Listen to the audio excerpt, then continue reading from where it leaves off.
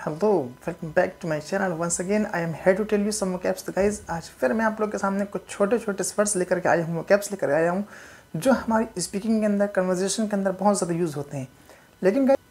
लेकिन गाइस आगे बढ़ने से पहले सबसे पहले मैं आप लोगों को बता दूंगा, अगर अभी तक आप लोगों ने मेरे इस चैनल को सब्सक्राइब नहीं किए तो सब्सक्राइब करिए ताकि आने वाली सभी वीडियो की नोटिफिकेशन आपको समय से मिल सके।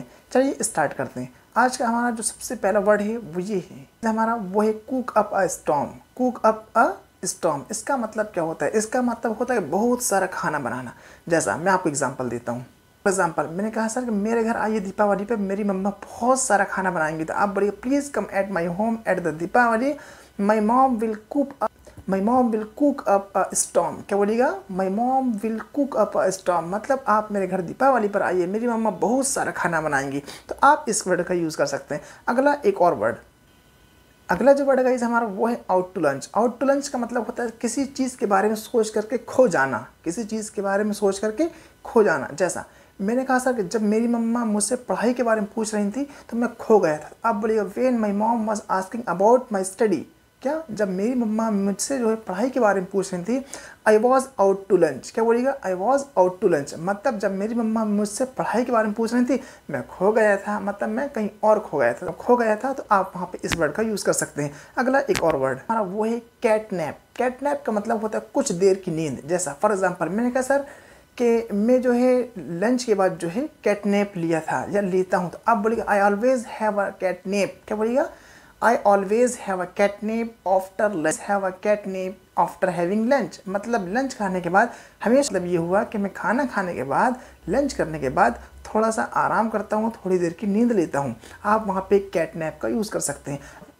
अब गाइज हमारा जो अगला वर्ड है वो है नोजी। नोजी का मतलब होता है दूसरी की लाइफ में घुसने वाला, दूसरी की लाइफ में घुसने वाला। जैसा मैंने कहा दूसरी की लाइफ में घुसने वाले मत बनिए, तो आप बोलिए, तो आप वहाँ पे इस वर्ड का यूज़ कर सकते हैं। आप बोलिए don't be so nosy, it has nothing to do with you. क्या बोलिएगा? Don't be so nosy, it has nothing to do with you, मतलब आपसे इसका कोई लेना देना नहीं है। आप दूसरे की लाइफ में मत घुसिए, उनकी लाइफ में मत जाइए, तो वहाँ पे आप नोजी का यूज़ कर सकते हैं। एक और अगला हमारा जो नेक्स्ट वर्ड है वो है इवन टेम्पर्ड। इवन टेम्पर्ड का मतलब होता है शांत, मतलब बहुत जल्दी जिसको गुस्सा ना आता हो, काम रहता हो, उसको हम बोलते हैं इवन टेम्पर्ड। एग्जाम्पल देखते हैं। मैंने कहा सर कि हमेशा इवन टेम्पर्ड मतलब हमेशा शांत रहना ये बहुत ज़रूरी है, तो आप इस वर्ड का यूज़ कर सकते हैं। आप बोलिएगा it's important to always be even tempered. क्या बोलिएगा? It's important to always be even tempered, मतलब हमेशा शांत रहना, हमेशा जो है एकदम काम रहना बहुत ही ज़रूरी है। तो आप वहाँ पे इवन टेम्पर्ड का यूज़ कर सकते हैं। एक और अगला वर्ड हमारा और एग्जाम्पल, जैसा मैंने कहा सर वो हमेशा जो है एकदम नॉर्मली जो है एकदम इवन टेम्पर्ड है, कभी उसको गुस्सा वगैरह नहीं आता है। आप उसको कितना ही कुछ कह दीजिए, कितना ही उसको मजाक बना दीजिए, कितना ही चढ़ा दीजिए, कभी उसको गुस्सा नहीं आता। तो आप वहाँ पे इवन टेम्पर्ड का यूज़ करके एक और एग्जाम्पल बना सकते हैं। आप बोलेंगे he was normally even tempered person. क्या बोलिएगा? He was normally even tempered person, मतलब वो जो है एकदम नॉर्मल तरीके से भी जो एकदम इवन टेम्पर्ड था,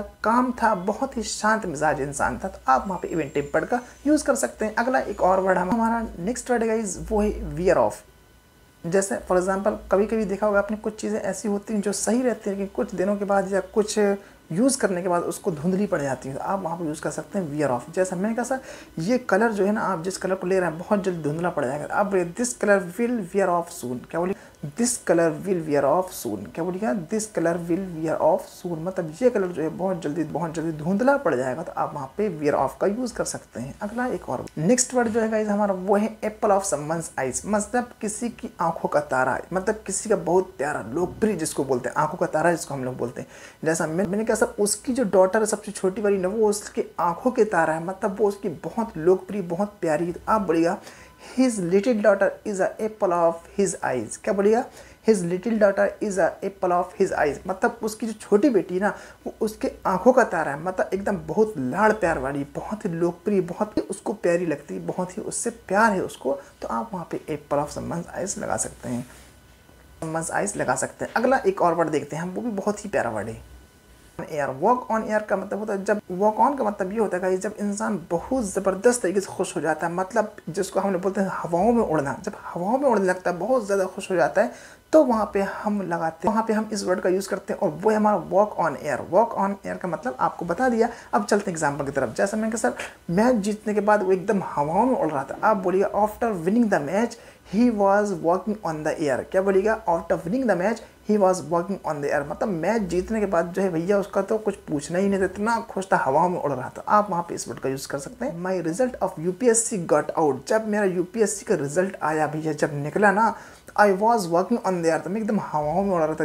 बाप रे बाप, मेरी जॉब लग गई, मुझे जॉब मिल गई, मुझे बड़ा हमारा। अगला जो वर्ड गाइस हमारा वो है Apple of Discord. Apple of Discord का मतलब होता है झगड़े की जड़, झगड़े का परिणाम। मतलब कभी कभी देखा होगा आपने, कुछ लोग होते हैं झगड़े की जड़ की तरह होता है, मतलब किसी झगड़े का परिणाम समझ लीजिए, उसका अंजाम समझ लीजिए एक तरीके से। आप एप्पल ऑफ डिस्कॉर्ड का यूज़ कर सकते हैं। एग्जाम्पल देखते हैं कि डेथ के बाद, या फिर मैंने कहा उसके पापा की डेथ के बाद उनकी जो प्रॉपर्टी थी वो झगड़े की जड़ बन गई। तो आप बोलिएगा, तो वहाँ पे आपको बोलना होगा after his father's death his property has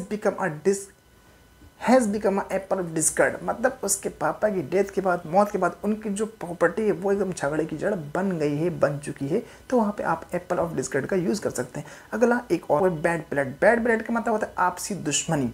आपसी दुश्मनी, जैसा मैंने कहा सर उन लोग के बीच में आपसी दुश्मनी। बोलिए there is bad blood between them. क्या बोलिएगा? There is bad blood between them, मतलब उन लोग के बीच में आपसी दुश्मनी है। आप वहाँ पे इस वर्ड का यूज़ कर सकते हैं। अगला एक और एग्जाम्पल, मैंने कहा सर उनकी फैमिली में बहुत ज़बरदस्त तरीके से जो है आपसी दुश्मनी है। आप बोलिएगा there is too much bad blood between their family. क्या बोलिएगा? There is too much bad blood between their family, मतलब उन लोग की फैमिली में बहुत ज़्यादा आपसी दुश्मनी है। तो आप वहाँ पे इस वर्ड का यूज़ कर सकते हैं। अगला एक और लास्ट वर्ड गाइस हमारा वो है मेक समवन्स डे। इसका मतलब होता है किसी का दिन बना देना, मतलब किसी का दिन बहुत अच्छा कर देना। जैसा मैंने कहा सर कि आपकी स्माइल जो है मेरा दिन बना देती है। आप your smile makes my day. क्या बोलिएगा? Your smile makes my day. या फिर मैंने कहा सर आपका मोटिवेशन जो है मेरा दिन बना दिया या बना देता है। अगर दिया बोलेंगे तो आप सेकंड फॉर्म लगाएंगे, और देता है बोलेंगे तो ऐसा लगाकर आप यूज़ कर सकते हैं। जैसा मैंने कहा सर आपका जो मोटिवेशन है वो मेरा दिन बना देता है, तो आपको वहाँ पर बोलना होगा your motivation makes my day. क्या बोलिएगा? योर मेक्स माई डे, मतलब जो आपका मोटिवेशन है, जो आपका जो है मोटिवेशन है वो मेरा दिन बना देता है, बहुत अच्छा कर देता है मेरा दिन। या फिर एक और हमारे कुछ वर्ड्स जो मैंने अभी आप लोगों के सामने बताया, और बहुत ही प्यारे प्यारे वर्ड हैं, छोटे छोटे से वर्ड हैं, और मुझे उम्मीद है कि आप लोग इसको यूज़ करेंगे अपनी कम्युनिकेशन के अंदर। चलिए, thank you so much for watching this video till the end. Bye bye, चाओ।